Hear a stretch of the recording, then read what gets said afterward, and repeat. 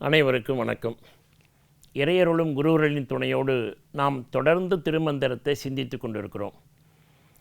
அந்த வகையில் 3ஆம் தந்திரத்தில் அட்டமா சித்திகளை பற்றி சிந்தித்து கொண்டிருக்கிற பொழுது ஈசத்துவம் என்கிற சித்தியை பற்றி சிந்திக்க இருக்கிறோம். பாடல் எண் 686. ஈசத்துவம், எல்லாம் வல்லவன் ஆகலாம், முத்தொழிலையும் நீங்கள் செய்யலாம். படைத்தல், காத்தல், அழித்தல், 3 தொழிலையும் நீங்கள் செய்யலாம். இன்னும் கொஞ்சம் வேடிக்கையாக சொல்ல வேண்டாமல் நாம் ஒவ்வொருவரும் செய்து கொண்டு தான் இருக்கிறோம். எப்படி என்று இப்போ பார்க்கலாம். பாடல் எண் 686. தானே படைத்திட வல்லவன் ஆயிடும், தானே அழித்திட வல்லவன் ஆயிடும், தானே சங்கார தலைவனும் ஆயிடுவான். அதாவது முதல் வரி பாருங்கள், படைத்தல். 2வது தானே அழித்தல், காத்தல். 3வது வரி தானே சங்கார தலைவனும் அழித்தல்.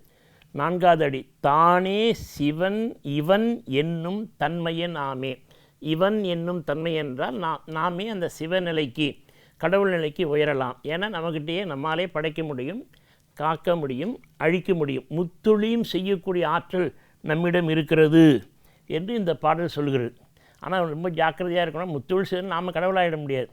அந்த நிலைக்கு நாம் சித்தினால் உயரலாமே தவிர நாம் இறைவனாக ஆக முடியாது என்கிற அந்த உண்மையை, ஒற்றை செய்தியை மனசில் ஆழமாக வைத்து கொண்டு தான் பாடல்களுக்குள்ளே போகணும்.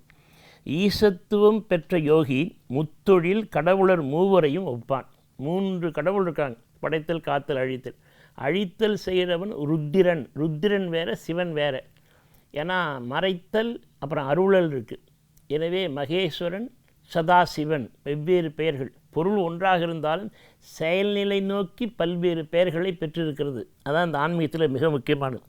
தானே சிவன், சிவன் தானே என்கிற மயக்க உணர்வு தான் ஒருமே தவிர, ஆனால் சிவமாக நாம் ஆக்க முடியாது. எப்படி என்றால் நாம் ஒவ்வொருவரும் முத்தொழிலைத்தான் செய்கிறோம். இது கொஞ்சம் அமைதியாக கவனிச்சிங்கன்னா தெரிஞ்சிடும்.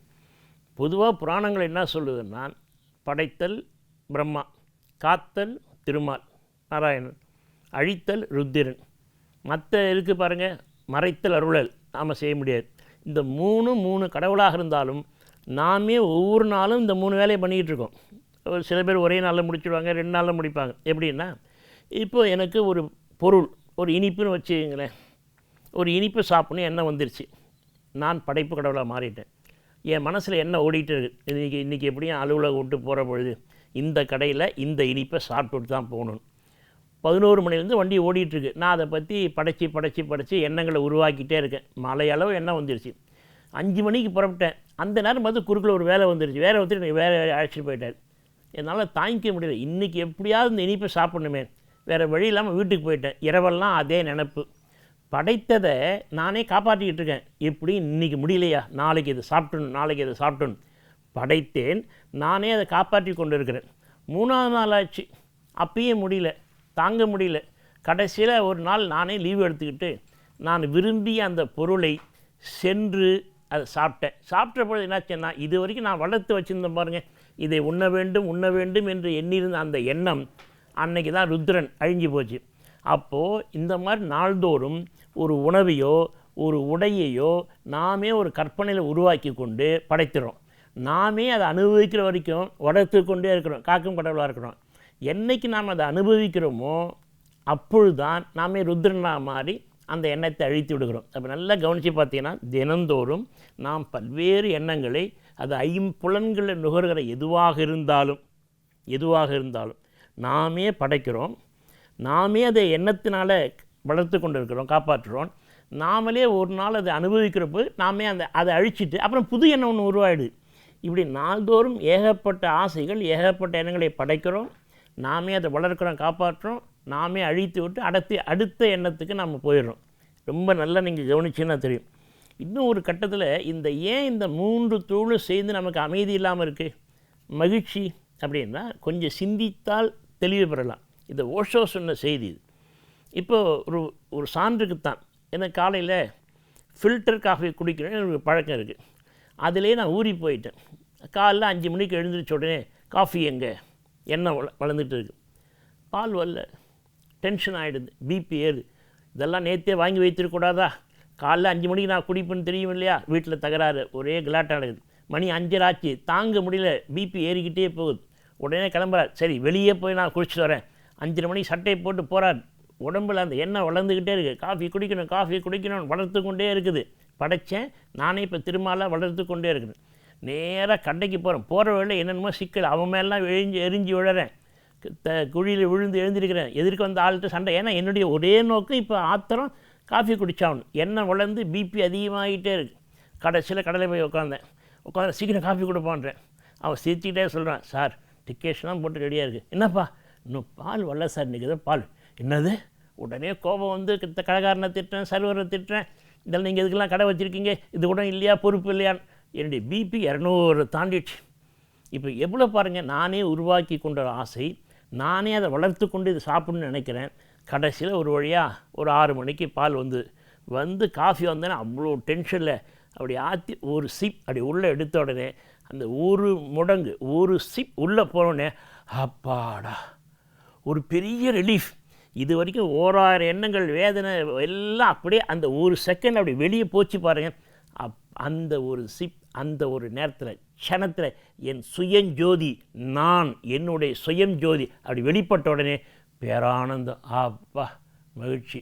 காஃபியில் மகிழ்ச்சி இல்லை, நீங்களாக உருவாக்கி கொண்ட எண்ணம். அது அந்த விடுபட்ட அந்த க்ஷணத்தில் உங்கள் சுயஞ்சோதி, உங்கள் இருப்பு, உங்கள் உயிருடைய இன்பத்தை சச்சிதானந்தத்தை அனுபவிக்கிறீங்க. ஆனால் என்ன சிக்கல், நம்ம தான் ஞானம் இல்லையே. அந்த ஒரு செகண்ட் முடிஞ்ச உடனே இந்த காஃபிக்காக இவ்வளோ தூரம் வந்தேன், என்னப்பா டம்ளர் செய்ய, உடனே அடுத்து கிடுக்கிடுன்னு அடுத்த எண்ணம் வந்துக்கிட்டே இருக்குது. அடுத்த எண்ணம் வந்தோடனே அடுத்த போராட்டம் வந்துடுது.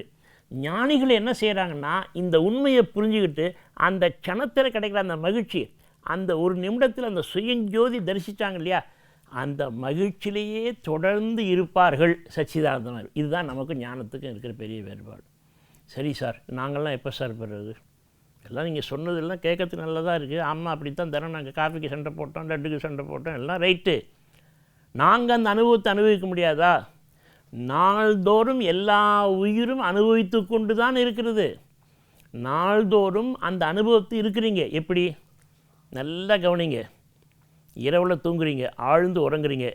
மனித தேகம் எடுத்த எல்லாருமே, ஏன் 84,100,000 யோனி பேதத்தில் வந்த உயிரினங்கள், எனக்கு மற்றதை பற்றி தெரியாது, பொதுவாக எனக்கு தெரிஞ்ச எல்லாம் ஆழ்ந்து தூங்குகிற பொழுது மகிழ்ச்சியாக தானே இருக்குது, சச்சிதானந்தமாக தான் இருக்குது. நீங்கள் ஆழ்ந்து தூங்குறபோது கடன் பிரச்சனை இருக்கா, மும்பு தும்பு இருக்கா, பகைமை இருக்கா, போராட்டம் இருக்கா, எந்த உணர்ச்சிகளாக இருக்கா? எதுவுமே இல்லையே சார். மகிழ்ச்சி, எல்லா ஜீவனும் மகிழ்ச்சியான தூங்குறீங்க. விழித்த பிறகுத்தானே சார் பிரச்சனையே. விழித்த உடனே இந்த மனம் என்ற ஒன்று வந்து 5 என்கிற 5 பொறிகள் என்கிற சட்டையை போட்டுக்கிட்டு சண்டை போடுது. நீங்கள் நானா, யார் உயர்ந்தவன், யார் தாழ்ந்தவன், பெரியவன் யார், இந்த போராட்டம் எல்லாம் எப்போ வந்தது? விழிப்பு வந்த பிறகு. ஆழ்ந்த உறக்கத்தில் எல்லாம் சச்சிதானந்தான் தானே, மகிழ்ச்சியான இருந்தோம். இந்த உண்மையை புரிந்து கொண்ட ஞானிகள் விழிப்பு நிலையிலும் அந்த சச்சிதானத்தில் இருக்கிறாங்க. மனம் தானே எல்லாத்துக்கும் காரணம். மனம், உங்களுடைய அறிவு, உங்களுடைய நினைவு அவாவோடு தாவுற பொழுது அதுக்கு மனம்னு பேர், கீழ்நிலைக்கு போயிடும். அவா அற்று பரத்தோட இறைவனோட நினைக்கிற பொழுது அதுக்கு பேர் அறிவுன்னு பேர். அறிவு மனம் ரெண்டும் ஒரு நாணயத்தின் 2 பக்கம் மாதிரி, ஒரே பொருள் தான். நீங்கள் அறிவாக இருக்கிறீங்களா, மனமாக கீழே போகிறீங்களா, உங்கள் கையில் தான் இருக்குது. உங்கள் கையில் தான் இருக்குது. அதான் ரொம்ப அழகாக சொன்னார் நாலடியார் பாட்டு. நன்னிலைக்கண் தன்னை நிறுப்பானும் நிலைகளைக்கு கீழ்டுவானும் நிலையினும் மேன்மேல் உயர்ந்து நிற்பானும் தன்னை தலையாகச் செய்வானும் தான். உங்கள் கையில் தான் இருக்குது. நீங்கள் எப்படி இருக்க போகிறீங்க? அது திருவள்ளுவர் 1 சொன்னார், பெருமைக்கும் ஏனை சிறுமைக்கும் தத்தம் கருமமே கட்டளைகள். நீங்கள் பெருமையாக சிறுமையாக உங்கள் கையில் தான் இருக்குது. அதீவிரமான ஒரு வேரில் சொன்னார், பெருமையும் சிறுமையும் தான் தர வருமே. எனவே உணர்ந்து கொள்ளுங்கள், உய்தி பெறுங்கள், மகிழ்ச்சியாக இருங்கள், சச்சிதானந்தமாக இருப்போம். வணக்கம்.